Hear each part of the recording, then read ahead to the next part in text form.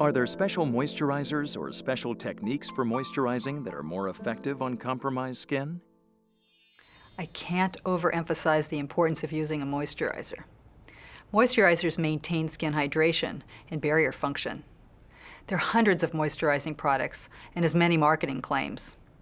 The active ingredient in most moisturizers is wax and/or oil. Everyone knows that oil and water don't mix, so making a cream, lotion, or foam requires the addition of emulsifiers. And because products that contain water can also harbor germs, preservatives are added to ensure safety and a reasonably long shelf life.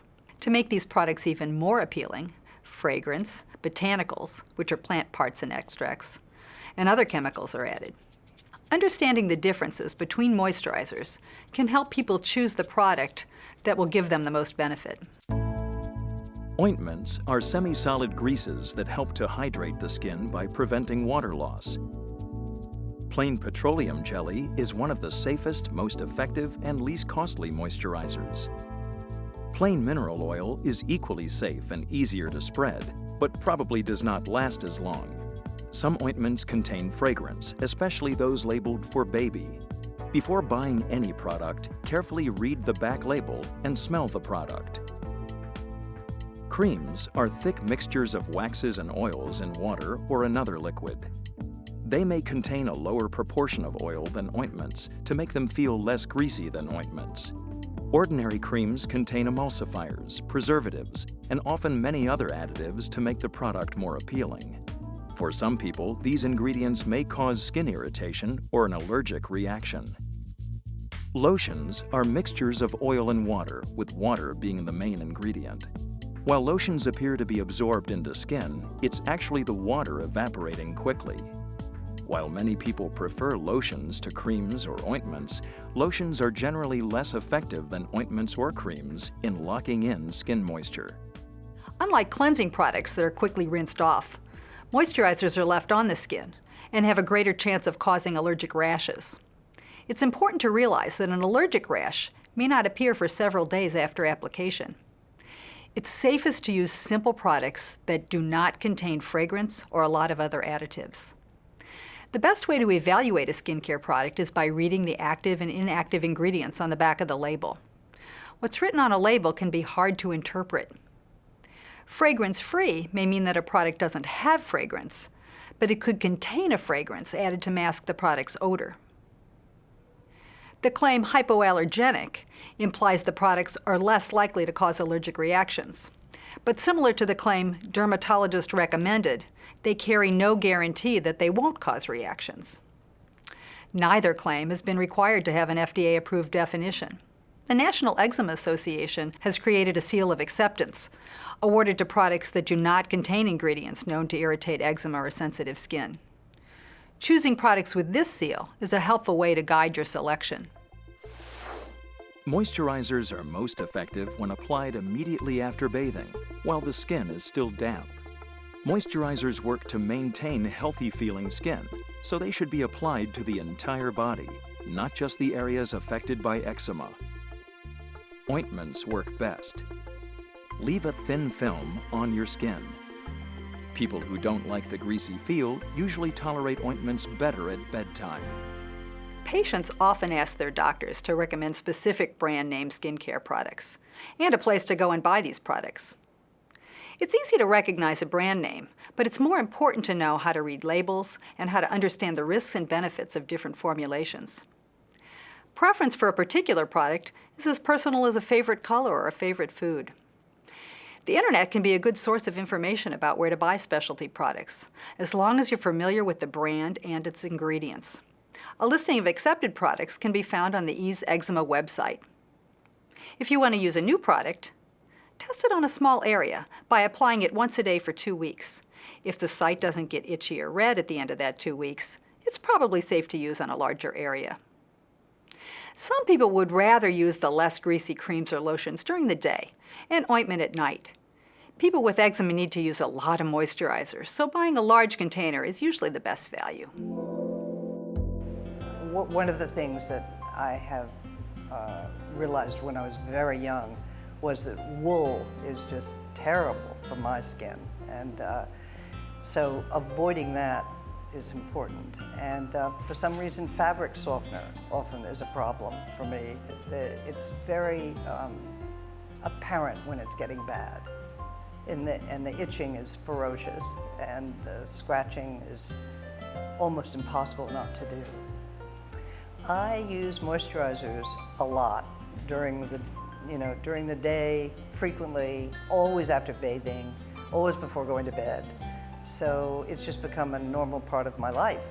And nowadays, I have 4 or 5 that work well, so it's a routine. What can be done to reduce irritation? Medications for eczema aren't a substitute for moisturizer. Bathing and moisturizing can help prevent or minimize eczema flares and help topical medications work better. By topical, I mean medications that are applied directly on top of the skin. Topical medications should only be put on areas affected with eczema either right before or right after moisturizing. The most common topical medications used to treat inflammation are prescription and non-prescription topical corticosteroids, such as hydrocortisone or triamcinolone, or prescription immunomodulators such as Elidel or Protopic.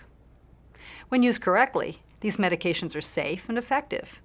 Your physician will give you specific instructions on how much medication to use and how often to apply it. The itch of eczema can be unbearable and frustrating, interfering with sleep, adding stress, and triggering depression. Still, it's important to avoid scratching or rubbing. The skin surface damage that occurs from scratching causes additional inflammation and a characteristic skin thickening. These changes trigger a vicious itch-scratch cycle. Instead of scratching, apply a moisturizer whenever the skin feels dry or itchy. Some people like to store cream or lotion moisturizers in the refrigerator because they find cold moisturizers to be more soothing. Some people prefer a cool gel pack. Be sure to keep your fingernails very short and smooth. Other useful tips include washing all new clothes before wearing to remove formaldehyde and other potentially irritating chemicals used in clothing manufacturing. When doing laundry, use a mild detergent. If the rinse cycle is sudsy, use less detergent or add a second rinse cycle. Open weave, smooth, loose-fitting cotton clothing is most comfortable. Wool and scratchy fabrics are often itchy. When itching keeps you from a good night's sleep, you may want to try one of the sedating over-the-counter antihistamines. Swimming can provide good hydration and is also relaxing. Rinse off immediately after swimming. Make sure to apply a moisturizer and avoid getting sunburned. Finally, wet wrap therapy is a time-honored but time-consuming technique that hydrates the skin and calms itching. You can ask your doctor for instructions or find information on a trustworthy website, such as easeeczema.org. You can also find more information on all of these helpful tips on the website.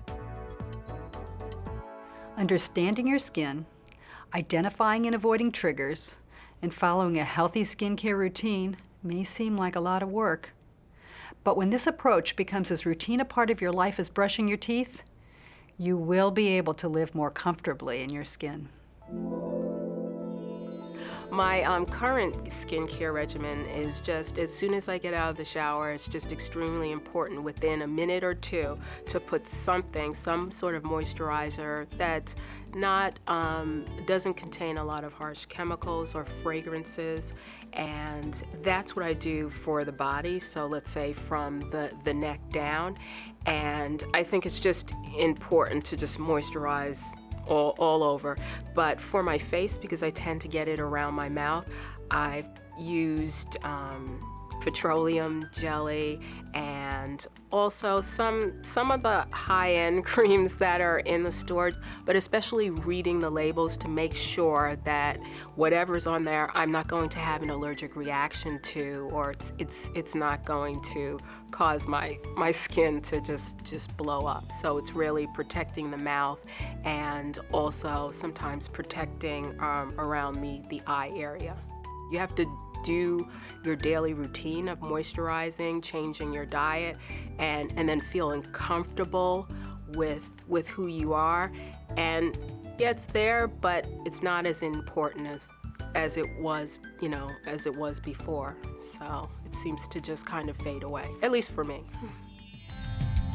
The content of this presentation has been developed by the National Eczema Association and Dr. Elaine Siegfried, and is generously sponsored by the Vaseline Skin Fund. For more information, please visit the websites shown on the screen. The information in this program sets forth current opinions from recognized authorities, but it does not dictate an exclusive treatment course. If you have a specific question about your medical condition, please see your doctor.